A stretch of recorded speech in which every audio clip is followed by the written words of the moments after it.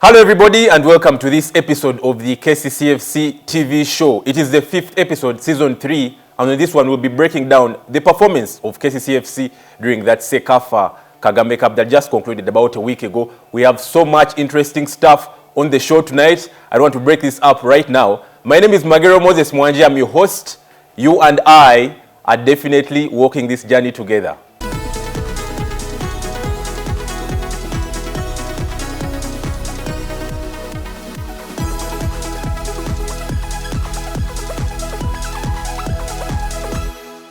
Now, to start it off with this week's episode, we have a guest on the show. It's been a while since we had a guest on the KCCFC TV show. And on this one, we have a member of the 4th Estate. He's not a new member on the show. Senior John Vianney and Nsimbe, very pleased to have you on the show tonight. Thank you very much. So it's a pleasure being invited to this show. Yeah, it's been a while. Not very long, about a month or two ago, you were on the show. The first time I was invited, that was in June, right before, actually the week when the Euros started. Okay. That was, I think, the first time, I think because if the Euro started June 11th, probably had the show here around the same day when the Euro started, when we were here. Actually, the Sunday that came after the Euro started. So it is nice to be back. Yeah. We're going to dive straight into it. KCCFC 2 weeks ago goes to Dar es Salaam, Tanzania to defend the CECAFA Kagame Cup that they won in 2019.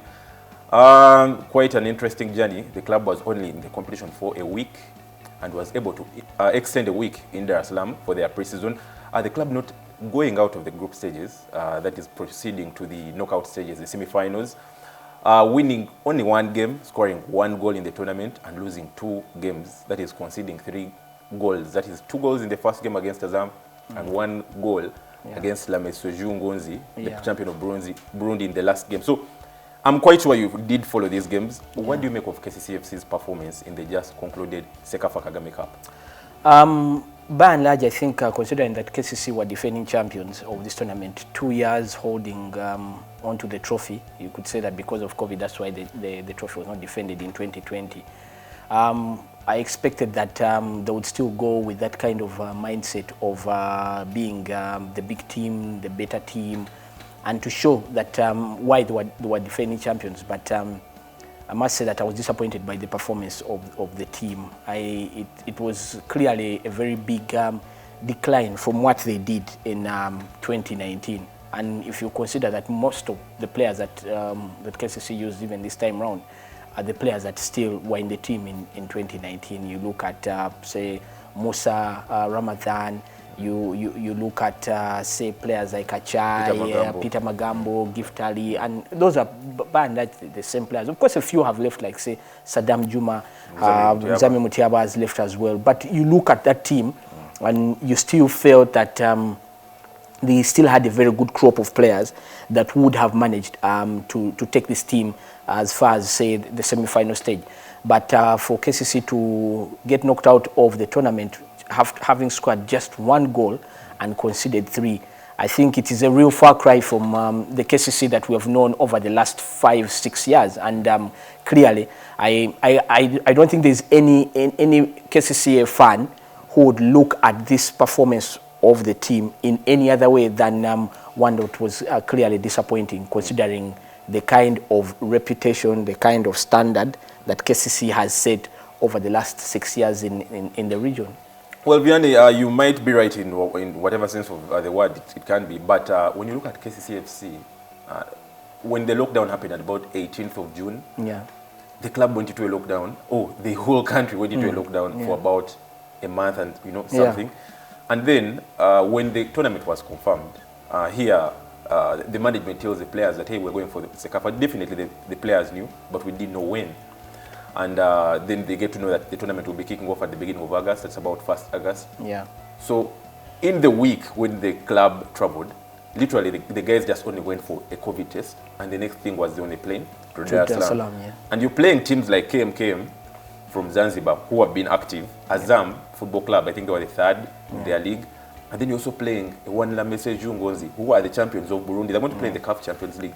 You're coming off about 40 days of just being home. Maybe you were doing, some light workout. Do you think probably this had a very big impact on KCCFC's performance? Yeah, of course, it must have had an impact, clearly, because if you're not in action and you're playing against teams that have been in action, they will definitely have a higher level in terms of fitness and, of course, game practice, because for them, like you said, in Tanzania, they've been playing, because even just before the CECAFA started, we saw Simba had been playing a Tanzania Cup final, and then, so that means that in Tanzania, by and large, they were playing. Zanzibar, the same.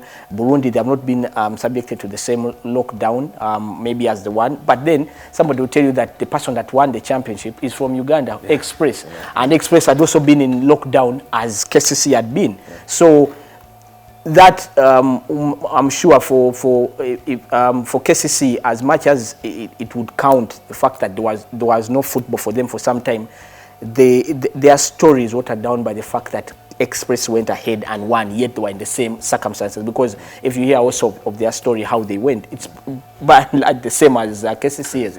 So I felt that probably the mentality was not right, and maybe the players just didn't put in as much as they should have, because you would feel that the experience that KCC has had at regional, continental level, these players have been playing on the continent for the last 3-4 years, and they've got experienced players, because if you have Gifted, you have a player like Guma, Yasamugera. These are experienced players that have played on the continent for quite a number of years. You have Majwega. These are players that have played on the continent for quite a number of years, and they are the kind of players that you feel that if you have in your team, say 5 or 4 of players on which you build the spine, like the ones I've just mentioned. You have Iguma, played at Africa Cup of Nations. You have Majwega, played for the Cranes for so many years, played on the continent for KC for so many years. Gifted the same. Yasam the same, has played even for Orlando Pirates, has played on the continent when he was in Ethiopia. You felt that those players could have made a difference. Of course, you can't take away the fact that, say for example, Yasamugera had not been in action for some time since the Ethiopian League had ended. And then, you see, these lockdowns affect people differently. Yeah. You cannot say that because this one was not affected, then therefore the other one was not affected.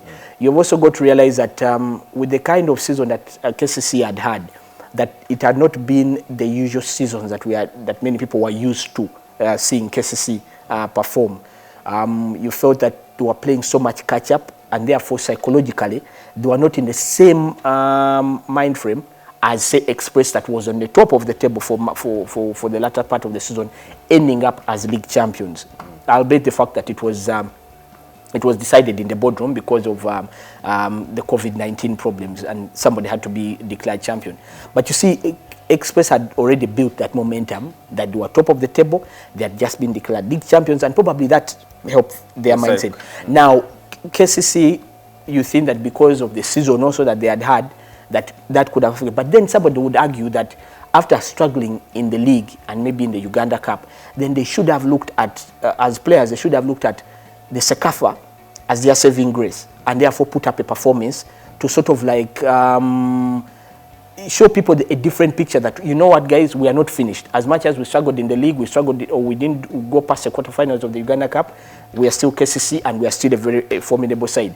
Unfortunately, they were not able to do that, which I feel that having not done well domestically, doing well in the region should have been a very big incentive, and therefore that should have triggered a reaction from them as players. Well, okay, then the club gets into the tournament, scores only 1 goal, goal scored by defender Herbert Achai against KMKM from Zanzibar, the second group game. Any cause to worry yet? Because you have about 3 strikers that traveled for that tournament in Sam Senyonjo, you have Brian Aheebwa, and then you have Charles Rwanga as well. Julius Port was also playing as a forward. Any cause to worry? Chigozi was also there in the team. Yeah, of course, it's a bit disconcerting, the fact that KC just scored 1 goal, and because and a goal that came from a defender, like you said, or a wing back for that matter. I think the concern here is that when you consider that KCC has been the most high-scoring team in the league, you could even say that even in the just concluded season, they were still one of the most. Actually, I think they were number 2. Or in terms of scoring goals, they had the most goals. I think them and with Vipers, they were the top scoring teams. They were one of the top scoring teams, and I just feel that.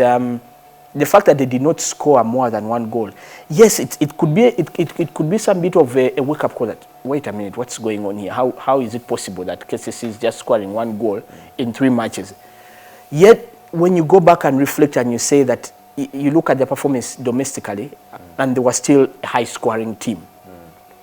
Was it a one-off? You could also put that into perspective and you said, is it just one of those moments where a team goes into a tournament where everybody expects them to blow other teams or to score many goals, and somehow things just fail? I've seen it happening many times where a team goes into a tournament and everybody expects them to do so well, and it just doesn't happen. I'm not one to get carried away and say that, well, KCC is certainly not a high-scoring team because of what just happened in the CECAFA Kagame Cup. But I think it's still something that you cannot just brush under the carpet. Something needs to be looked at to understand why the team just did not score. Was it an issue of the strikers lacking the sharpness, which I think probably you could say for Aheebwa, who was just returning from injury? Was it a case of lacking rhythm as a team? Or have these players forgotten how to create the chances to score goals? And while I thought that the goal scored by Achai was probably one of the best I've seen, that I saw in the tournament, but it is something that the coaches have got to look at, and probably the technical team as a whole, that why is it that KCC could only score one goal? Is it that the approach was not right? Why? Because you see, the approach determines how much you create. Okay. Now, if the approach is not one that ensure that you get behind the lines and create chances and whatnot, you probably go and score very few goals.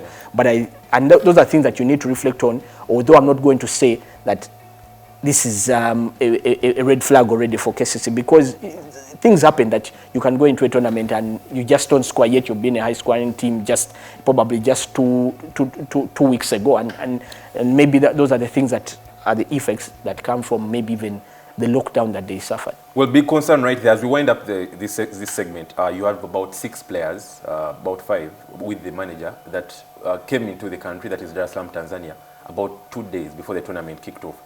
They were coming from the Ethiopia, that CECAFA Senior Challenge Cup in Ethiopia. Does this probably have a way it affected the team, that probably the chemistry wasn't there, or probably it was even a booster because you have players that were active? Maybe tired legs, yes, but they were active for about 2 weeks, that played a friendly with Saudi Arabia, flew to Ethiopia. Your take on the crop that came in a little bit? No, well, if you look at the under-23 team's performance in Ethiopia, it was not good. Basically, we didn't lose again, but it mirrors what KCC also did. Okay. They didn't do well as a team. And if you consider that they were a team that still struggled to score goals, yes, they didn't lose again, but they struggled to score goals. And somehow, some of the players that were on that team were KCCA players. So you feel that they still picked the form that they had in the CECAFA Under-23 Championship and brought it right into the Kagame Cup as well. So it's sort of like it wouldn't be so much of a surprise that you look at how those KCC players performed there and you just didn't think that they performed so well. You could say that maybe the defenders, the Magambos, did their job because they were not conceding. And still, KCC did not concede so many goals at the Kagame Cup because they conceded 3 in 3 games, which is an average of a goal per game, which is not bad, because, a defense can concede that 1 or 2 goals. Yes, it can happen. No, I'm not saying that it is acceptable. But if you have a firing front line, like we've known KCC to be, that KCC would concede 3 and score 6. And that is what we're used to. So that's what we've been seeing. So if now that you have a situation where a defense will concede 1 and then the forwards cannot reply to save the team, it's a bit of a problem. You remember when KCC played against AS Kigali, that they conceded that 1, but they scored 3. So you could still see that the attack was really very sharp. And I think that the problem is that attack, that they needed to step up. Yes, the fact that Modebekwas had not been with the team for some time, that he had been with under-20. Of course, those are some of the distractions that also affect coaches and how they plan. Because you see, when you're going into that CECAFA Kagame Cup, for any coach anywhere or any major tournament, you need to be with your team for some time. But also, most importantly, you need to plan for the tournament before you even start meeting your team and what you're going to do. You need to sit with the technical team. How are we going to approach this? Who are the opponents we're going to face, and read them and study them? How do they plan? Things of that kind. Now, you may find a situation where KCC went into the tournament and they probably didn't know much about the Burundi side. They didn't know much about maybe Azam. I mean, there's Azam. You played them. Yeah, but you see, you've got to plan because you played them 2 years ago. But look at the personnel they are bringing this time round. Yeah. Are they the same that you played the other time? So you need that time. Now you would find that KCC went into the tournament with Mole having to do things hush because the tournament has come, very short time, and I have to go there and lead the team because there's nothing to do. But remember that he had been with the under-23 national team, the Cobs in Ethiopia, and that is all engaging. Yeah. Now, did he have enough time to prepare for the CECAFA Kagame Cup? And clearly he did not because he was away with the under-23. So all those things, unlike what happened to Express with Bossa, because he was basically, when he was told that they were going for the CECAFA Kagame Cup, he had the time to think and prepare. Unlike his counterpart, who was still with the under-23s, and just it's not an issue of just removing your shirt and then you put it on back. Because planning for games and planning for tournaments drains you a lot and takes a lot out of any manager. Amazing stuff. Interesting deliberations from senior John Vianney Nsimbe, and we're going to be talking about so much when we return. Remember, KCCFC has 5 signings so far. We try to break down the people that have come into the club and also those that are likely to leave, and also the first interview of our 6th signing for the season 2021-2022. Don't move away.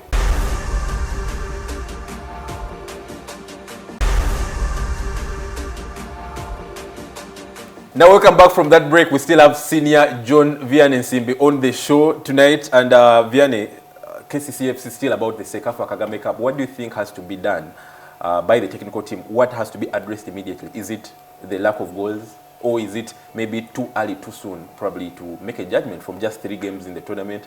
What do you think has to be the main priority now that we have about 2 months to the start of the Uganda Premier League and also 1 month, I think, to the Super 8? Well, I think we've got to factor in the changes that have happened at KCC since Magambo Peter took charge in March. Late March, you could say that he started his tenure in April. Now, of course, moving from that period of Mike Mutebi now to Magambo Peter, of course, there have been changes. And in my view, the changes definitely impact on players and how they conceptualize a coach's ideas and how they apply themselves. It normally takes time, especially if a coach comes in with a totally different philosophy or totally different mindset in terms of the way that he wants his team to play vis-a-vis his predecessor.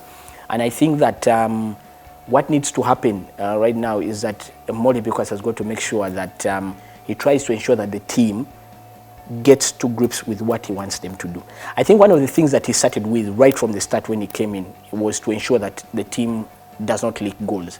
Now, it is a total paradigm shift from what his predecessor stood for. His predecessor didn't really care about how many they conceded, provided they scored more than the opponent. So you can see that the mindset is different. Now, he started with ensuring that they do not concede goals, and which you could say that he has done well enough in terms of the way the team has played, that they have not been conceding so many. Yeah, you could say the 3 from the CECAFA Kagame Cup, that is in 3 games, that is 1 goal per game. It's not a bad statistic, but it gets bad if you don't score. Now, if you concede 3 in 3 games and you've scored 7, nobody will really mind about it.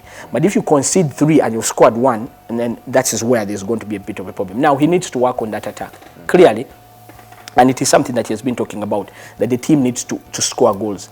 But I think that what he needs also to do is he's going to make sure that he comes up with a plan that is going to make that team score goals. Because if you don't concede and you keep drawing games, it's going to add to the pressure. The team has got to score goals, and that is something I feel that he's got to work on. And those strikers, Aheebwa has got to be sharp.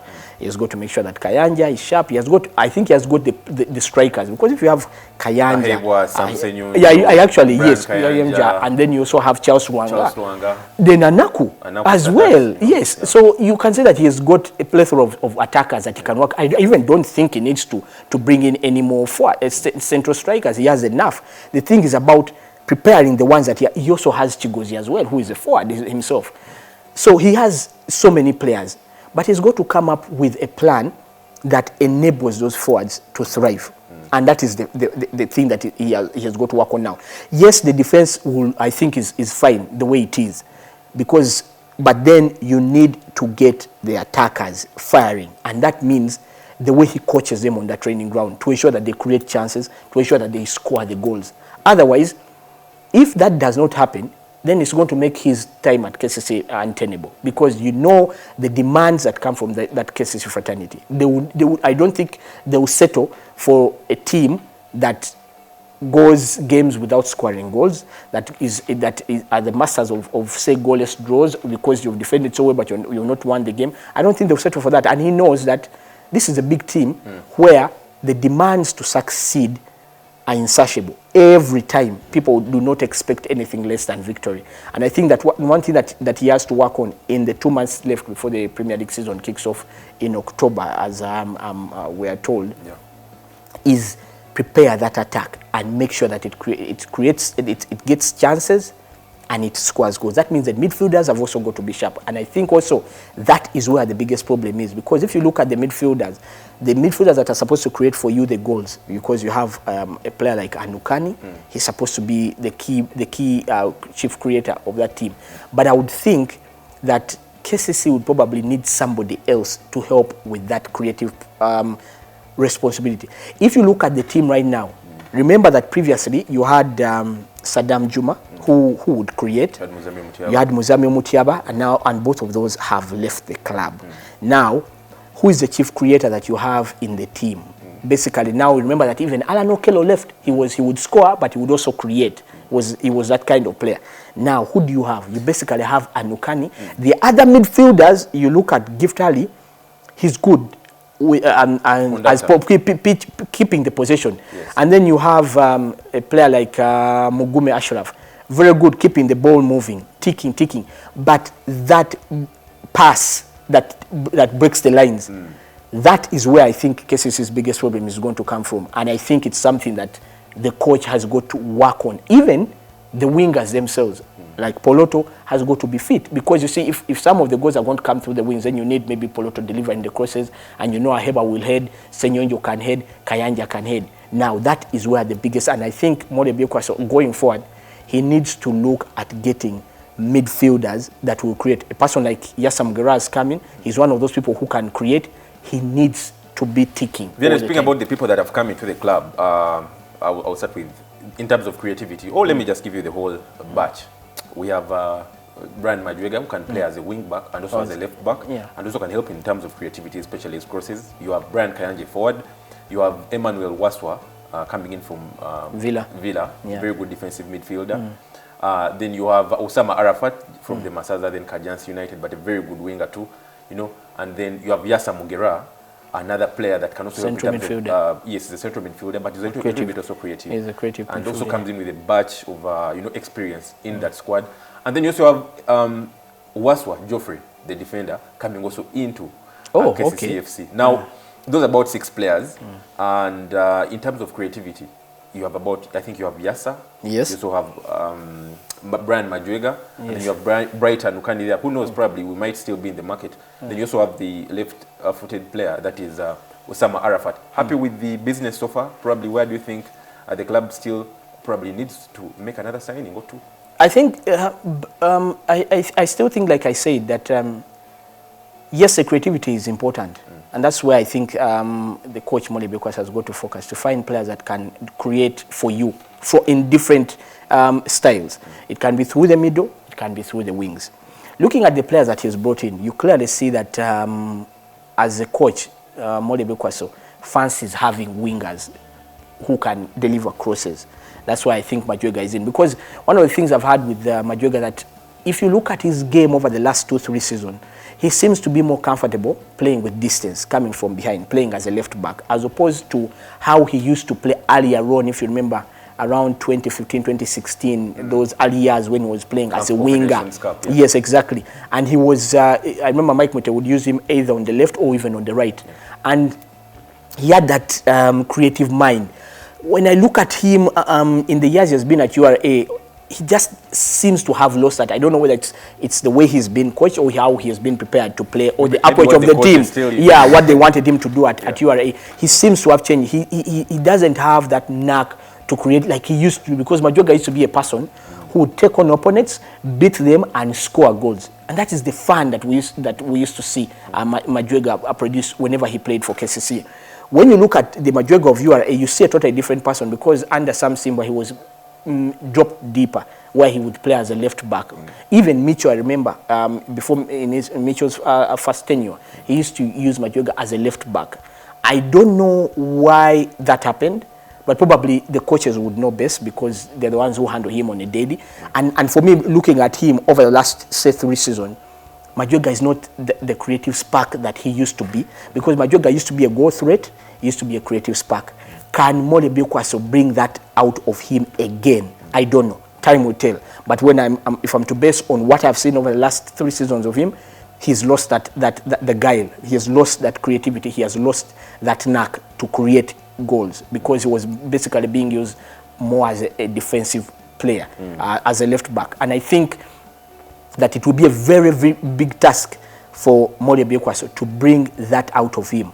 The fact that he has been programmed to be more of a defensive player, and now turning him back into the creative player, that a person like we used to know him, who would go in front, dribble past people, and shoot on goal or lay that pass on and his teammates scores, because Majwega used to be an incredible winger. Now, I don't know about him. Now, of course, Arafat coming from Masaza is a young player. You've got to give him time. Yeah, they're putting the pressure on him. Now, that is where the responsibility is going to be on Yasa Mugerwa, because he's been at this level for a longer time. Yeah. He needs to carry that team in terms of creativity through the middle. And the same applies to Anukani. He also needs to step up in terms of creativity, because if they do not create and they do not take the responsibility that the creative role is ours, or the responsibility is ours, then it's going to affect the forwards, and then you find it hard for them to score the goals. And yes, Emma Waswa, and then okay, we've already talked about Brian Kaji, we talked about the forwards. Emma Waswa, what does it bring to the party? A little bit more physical than probably Gift Ali and maybe Ashraf Mugume. What does it bring to the party? I think Emma Waswa comes with the energy, he comes with size, and then the other thing is with Gift Ali being injured quite a lot over the last couple of seasons, when you bring in someone like Emma Waswa to be a backup, then I think you brought in somebody who can help do maybe the holding midfield role or the defensive midfield. But I don't think Emma Waswa is so much of a holding midfielder, but is so much of this engine kind of midfielders, box to box. He would, he'll pop up with the late run and head the ball in and score a goal, because that's him. He will ensure that he chases down opponents. He ensure that he tackles, he puts pressure, to win possession and things of that kind. I think that's something that he brings to get in our game, and I think that's exactly. And of course, when you have of course Gift not fit because of injury, then you need somebody to back him up. And I think he will need to learn also how to play holding, because I've seen him for the years he's been at Villa that he doesn't seem to enjoy sitting, but he enjoys playing this box-to-box kind of midfielder who picks the ball from the holding midfielder and then takes you up front and sprays the passes and things of that kind, and then makes the late run into the box, and then he would score a goal. I think one of the things that he did for Villa the seasons he was there was that he would always pop up in the penalty area and probably try and take a shot or even head the ball, and he would score. I think he comes up with something that is different. Is he the creative guy that is going to break down defenses? No. I think the thing about him, he brings energy, covering a lot of ground and ensuring that the opponents do not dominate you in midfield, because he has that ability to be the willing runner. Fantastic stuff. Then away from the transfer business, now straight into the KCCFC Younger Partnership. About still a week ago, when KCCFC was in Dar es Salaam, Tanzania, after getting eliminated, that is from the CECAFA Kagame Cup, we had an extended stay where the team had a pre-season. Younger really hosted us to, there's a complex they have called a Vic City. A sumptuous dinner? No. They hosted us the whole week. Where they do have their training session. It's at a Vic City, very fantastic playground. And also, we got to know that when they have games, that's why they do camp. Everything is found there, so you only breathe, eat, live football. Wow. So that's where we were for our pre-season for about a week. We did play also a friendly game against Rangers FC that we beat 6-0. Brian Aheebwa coming up to score 2, Sam Senyonjo, you know. Another guy is Peter Magambo Peter, Jurwa Hassan, and Yasa Mugera. But the partnership, KCCFC Yanga, fantastic club, 1 million following in Tanzania, one of the biggest, them and Nsimbe, you know. But how good are these kind of partnerships? Just to tell you what the partnership is all about, KCCFC can play pre-season either here or that side in Dar es Salaam with Yanga. Exchange of knowledge, you can have probably the CEO or Moses Magero go there to, you know, learn a thing to benchmark, you know, and then also fan engagement programs, because they're very good in terms of engaging fans and bringing people on board. And also having some of their players do come and play for KCCFC, because they have over 50 players they signed, but they can only license about 30. And they do have very good players from Congo and Zambia that they can send here, you know, and probably have some game time on loan. So the importance of these partnerships. We already have one with El Guna, where Alan Chambade is, and now there is Yanga SC. Your take on that? I think it's a brilliant partnership. Because I was reading about it and the things that were agreed on, I remember seeing the pictures with the CEO Anisha and of course the club's vice chairman, Agri Shava. I thought that it was it's very good initiatives, and you see, you need such initiatives to benchmark and improve yourselves. And I think that that is something that we've got to credit the KCC management for having that kind of foresight. Because if you consider that a team like Yanga brings in jerseys, 200,000 jerseys, and they sell within a heartbeat, you know? Now you ask yourself, how do they do that? Because if say, for example, it was KCC selling 200,000 jerseys, each at say 50,000, that is that's about what, 100 million shillings, you know, already coming into the club. You see, that's a lot of money. What comes from sponsors. Exactly. Now you can see that Yanga is at a much higher level than KCC is at, or that Express is at, or any of the that big teams, Villa and Vipers and whatnot. Now KCC creating a partnership with them, clearly this is something that they can borrow from and learn a lot on what needs to be done. Because like you said, you went into a complex where they stay. And now these are kind of things that you think that also KCC can benchmark and do itself. And many other clubs in Uganda. Now, the thing is that how do they create the funds, like you said, the funds engagement? Right here, KCC would say that maybe in a game, how many funds do they average? Probably 5,000. Now, if you compare that to, say, what Yanga does and has 200,000 funds, now that is something that should trigger KCCA also in action. That what do they need to do to ensure that they attract as many funds as maybe as Yanga has done over the years. And if you look at history, you realize that many of those funds are attracted by the successes that a team gets over the years. And I think KCC has had a lot of success over the last few years, and that should be a springboard for them to attract as many funds. But also, how does Yanga do the business to bring in the money, to bring in the revenue, and to attract even the sponsors? But I mean, they have the numbers. If you have 1 million registered funds, those are only just registered. Yes. We don't know those that are not registered. Now, yes, you'll be able to do that. Yeah, exactly. Now, I think that this is the kind of partnership that you think that if KCC went ahead and followed up keenly, it is one that they can ride on, and it is one that can benefit the club greatly. You talked about the fact that Yanga signed so many players and they cannot use all of them, and they can perhaps use KCCA as to loan them and to have them in action. Maybe that is something that maybe KCCA also can benefit greatly from, simply because if at this particular time maybe KCCA cannot afford to bring a player in from Zambia or Congo, if Yanga loan them that player and they use that player on the continent, that could probably be the ingredient that was missing to propel KCC or maybe into the group stages again of a continental championship. I know you're not going back next season, but if say Yanga loaned you a couple of players, maybe those are the players that can help KCC regain the championship. And I think that for KCC to come up with this kind of arrangement with Yanga, it's a very good move and a very smart one at that. Very fantastic one. As we wind this show, this segment, just to tell you, Yanga have they do play their football games at the Benjamin Mkapa Stadium, and it's a 65,000 seater. And on game day, just a normal game, let me leave Nsimbe Yanga. On a normal game, they have about 50,000 fans filling up that stadium. Yeah. Let's not even talk about when Nsimbe plays Yanga where they have close to about 70,000 fans, and they even chase some away.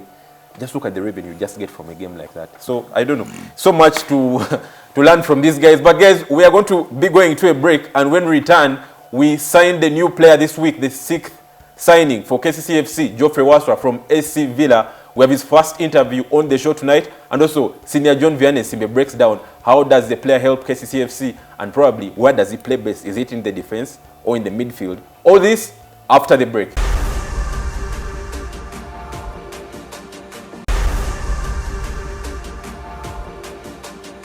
Well, welcome back from that break, and for this one we'll be talking the new signing for KCCFC. He's the 6th signing for this particular transfer window. Remember, we had about 5 before we got him.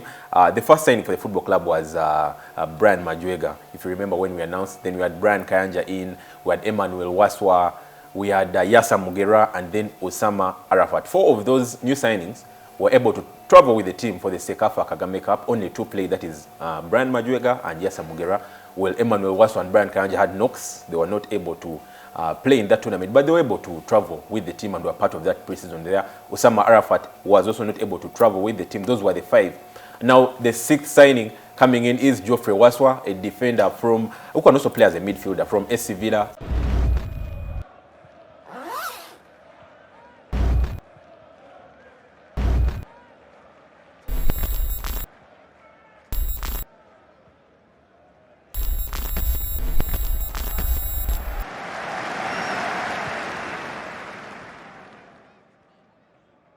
Geoffrey Waswa, I play as a centre-back, team KCCA Football Club.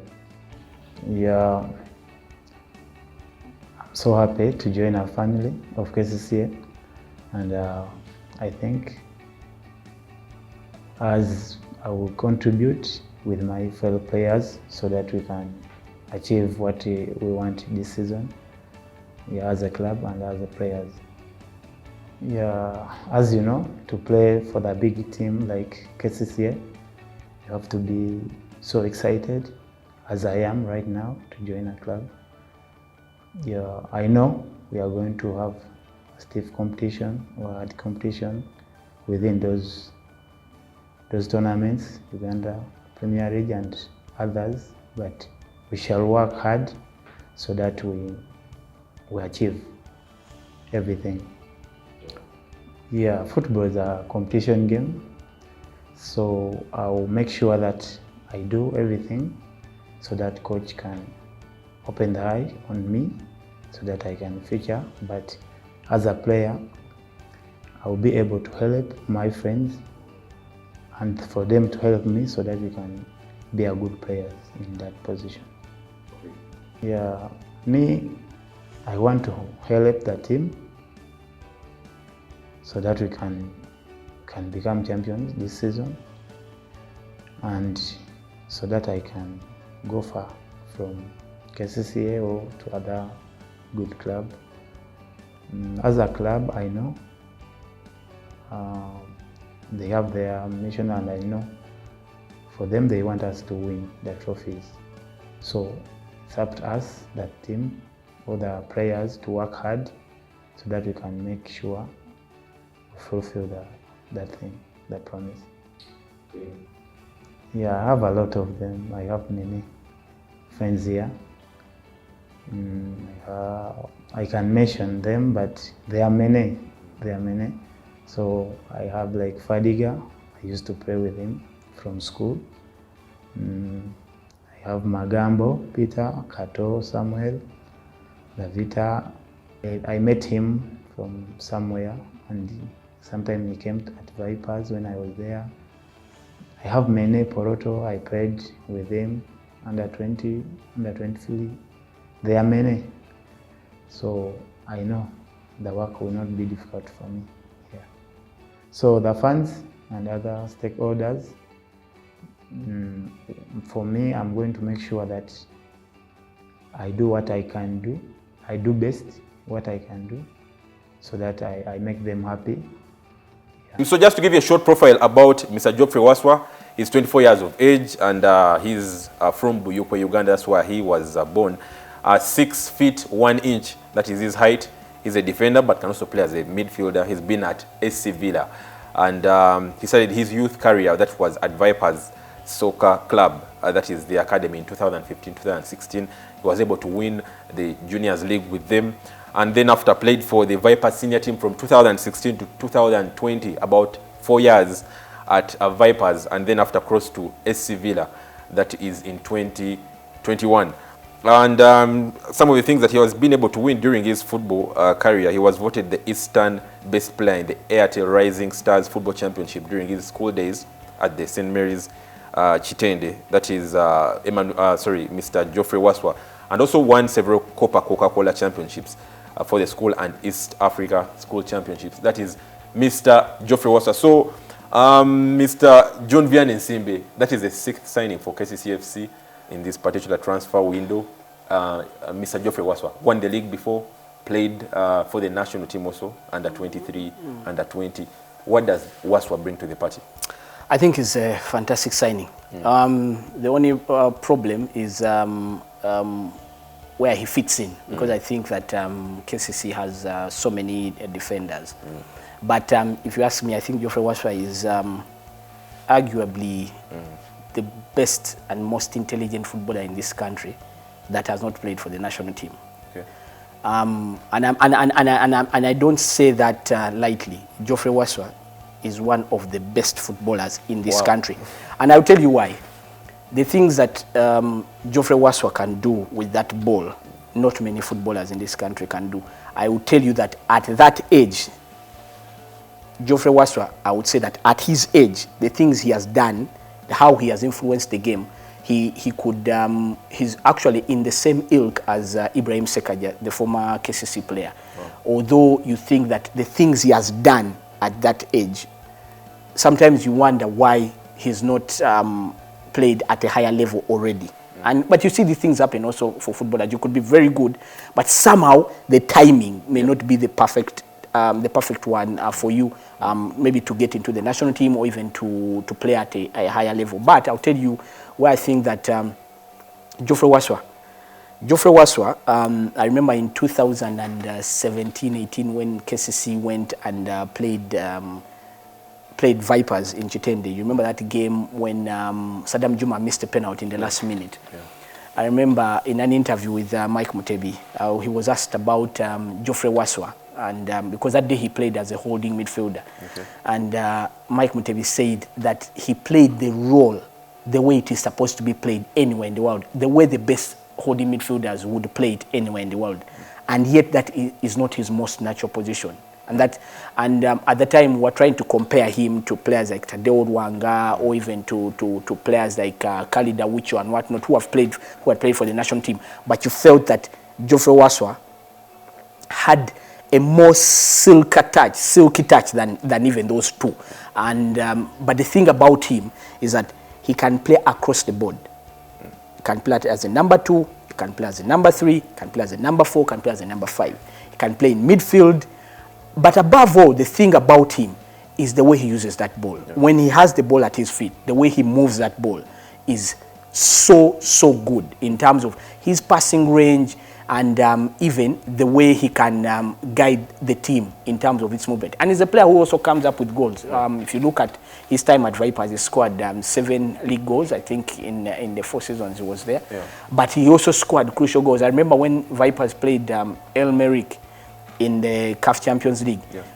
He's the one who played that pass that knocked out El Merrick because they had lost the first game 2-1 in Sudan, in Khartoum, when they came back here and the game was really locked. Yeah. And Geoffrey Waswa, that day he was played as a right back by the former coach Martinez. Okay. He moved with the ball and played it over the top beyond the centre backs, only to find Abraham Ndugwa, who controlled it and tapped it in. That's and if you look at that pass that he played, yeah, that was the moment when I just said, this boy is something else. He's a gem. He's a very good player. The only challenge now that Mole Bekwas is going to have, where does he fit? Because you see, when you bring in Geoffrey Waswa, you're not going to bring him to sit on the bench. Yeah.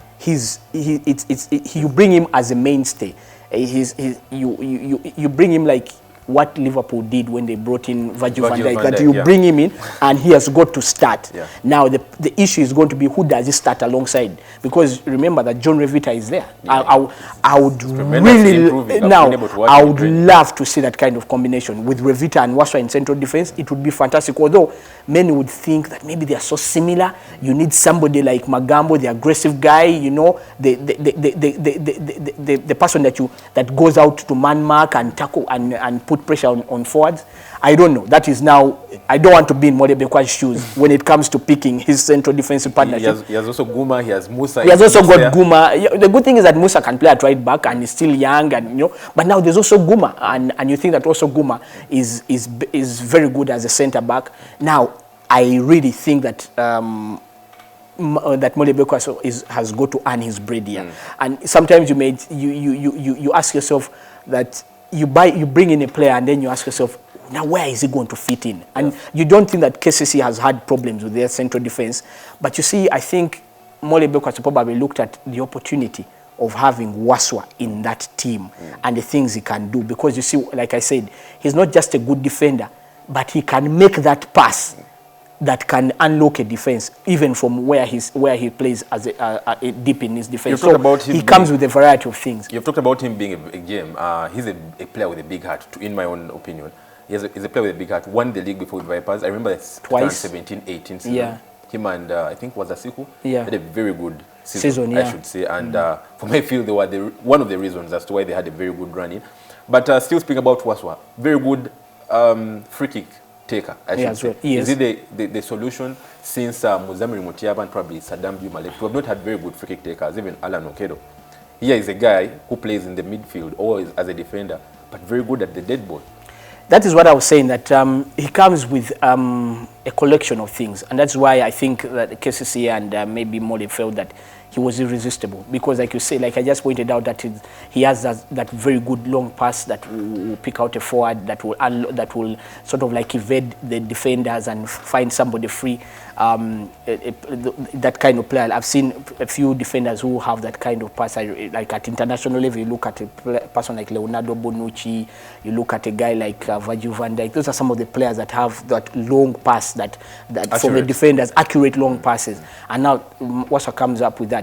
Then, of course, if you put him in midfield, he'll clean up. He'll do a very good clean-up job, because he knows how to possess the ball, he knows how to pass it, and he knows how to balance the field of play. Now, when you get that free kick, yes, you say it yourself, he can deliver a very good bender there, and it hits the back of the net. And then even when it comes to being involved in setup play, where the build-up starts from the back, he can move with the attack and be on the end of it because of the late running that he does. I think KCC has made a very smart sign, a very good signing.